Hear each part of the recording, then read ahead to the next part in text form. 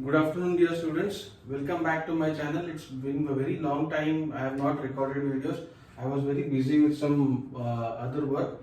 Hopefully now I'll be able to continue the series of lectures of lower limb henceforth.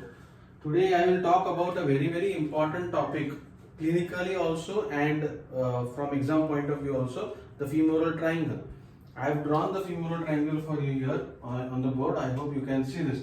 Now this is the triangle which resembles the axilla of the upper limb. You have the axilla here. So similarly there is a triangle in the front of the thigh which is called as the femoral triangle.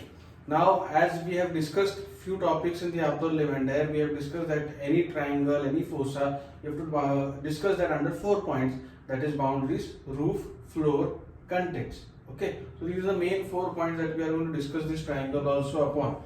Now the femoral triangle is a triangular depression which is present in the front of the thigh. Now this triangle will have 3 boundaries. So this is, if you can understand what I have drawn here, see this is the iliac crest, all of you know. This point is anterior superior iliac spine. This is the pubic symphysis, and here you can see an elevation which is called as pubic tubercle. So what are the boundaries of the femoral triangle? If you see that the base or the upper boundary is formed by the inguinal ligament, and all of us know that the inguinal ligament extends from anterior superior iliac spine to pubic tubercle. Then you have the lateral boundary which is formed by this flat muscle which is there here, which is called sartorius, and sartorius is a flat muscle. Therefore this medial boundary of the sartorius, this boundary of the sartorius will take part in the formation of the lateral boundary of the femoral triangle. Then you have this muscle, the medial boundary is formed by erector longus, but because sartorius is a flat muscle like this, erector longus is a fusiform muscle which goes straight. So medial border of erector longus will form the medial border of the femoral triangle, and then the apex is formed by meeting of medial and lateral borders. So these are the boundaries. So it's a triangular depression which is present in the front of the thigh, having the 3 boundaries. The upper boundary is formed by the inguinal ligament. All of us know that inguinal ligament extends from anterior superior iliac spine to pubic tubercle. The lateral boundary is formed by medial border of sartorius, and the medial boundary is formed by medial border of erector longus. So these are the 3 boundaries. Now the next thing is that you have to understand what are the roof, the floor, and the contents. Now roof of this triangle is formed by, if you see from above onwards, if I cannot show you the my thigh here, but the roof of the triangle, like other roofs of the cubital fossa like that, it is formed by skin, superficial fascia. Now here in the superficial fascia you will have a very important structure which is called as the great saphenous vein. Then you will have the superficial inguinal lymph nodes which are very important there. Then you will have few superficial vessels, and important to them you will have the superficial branches of the femoral artery. And then you will have superficial nerves, and as I said, the superficial vein, that is the great saphenous vein. So I will repeat again, what will be the contents of the roof? You will have skin, superficial fascia. Superficial fascia will contain the great saphenous vein, the superficial inguinal lymph nodes, the superficial branches of the femoral artery, and few superficial subcutaneous nerves, or the nerves which are going to supply the skin around the femoral triangle. So that is the roof.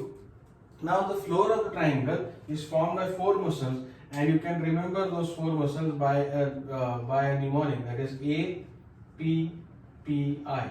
Okay, from medial to lateral side, these muscles are A, P, P, I, meaning erector longus, the muscle which is going to take part in the formation of the boundaries.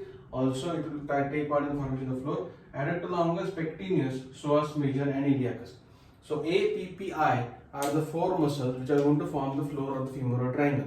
So from medial to lateral side, again A, P, P, I means erector longus, pectineus, psoas major, and iliacus. So these 4 muscles are going to form the floor of the femoral triangle. So I hope till here is it clear. So we have done the boundaries, we have done the roof, we have done the floor. Now very importantly to understand is to understand the contents of the femoral triangle. Now there are 3 main contents of the femoral triangle, to be very specific. You will have the femoral vein, okay, the femoral vein which is going to be here, okay.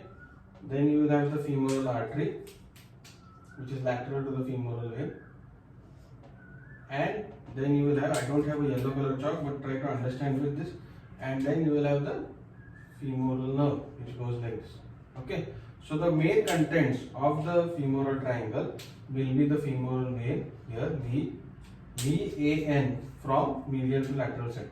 So here are the femoral vein, the femoral artery, and the femoral nerve from lateral to medial side. These are three main contents. The other contents would be the deep inguinal lymph nodes, then you will have the few fat and all those things. But three main contents of the femoral triangle will be the femoral vein, the femoral artery and the femoral nerve, and all of us should know the order of these contents from medial to lateral side. It will be the vein first, then you will have the artery, and then you will have the nerve. Now, what should you know about the vein? The femoral vein is the medialmost structure of the femoral triangle, and in this femoral vein, what you should know that when we have talked of deep fascia of the thigh, we had seen that there is a saphenous opening, and so you will see that the great saphenous vein is going to pierce through that saphenous opening, and it is going to open into the femoral vein. So that is the thing that you should understand about the femoral vein. So it's the medialmost structure there in the femoral triangle. There you will have the opening of the great saphenous vein, which is going to open into the femoral vein. The second content is the femoral artery, which lies lateral to the femoral vein, and if you see the beginning of the femoral artery, it is at the mid-inguinal point. Now, mid-inguinal point is a very important point, which is the midpoint of anterior superior iliac spine and pubic symphysis. So somewhere here will be that midpoint, and the femoral artery will start as the continuation of external iliac artery, come below the inguinal ligament, and it will enter into the femoral triangle. And here what you have to understand, it will divide into superficial and deep branches. That is very important to understand. A very important Viva question, a very important short question which you should know about the femoral artery. That in the femoral triangle, the femoral artery gives off 3 superficial branches and 3 deep branches. Now, which are these superficial arteries? I told you that there are superficial arteries which are present in the roof of the femoral triangle. So the superficial branches are superficial external pudendal, superficial epigastric, and superficial circumflex iliac. These are the 3 superficial branches of the femoral triangle.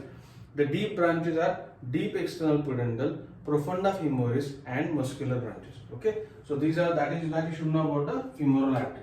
And then you will have the femoral nerve, this is a very unique nerve which is lying lateral to the femoral artery. It will run a very short course in the femoral triangle, and you should always draw the femoral nerve with its branches. So a very short course of about 4 to 5 centimeters, and then it is going to divide into its branches. Okay.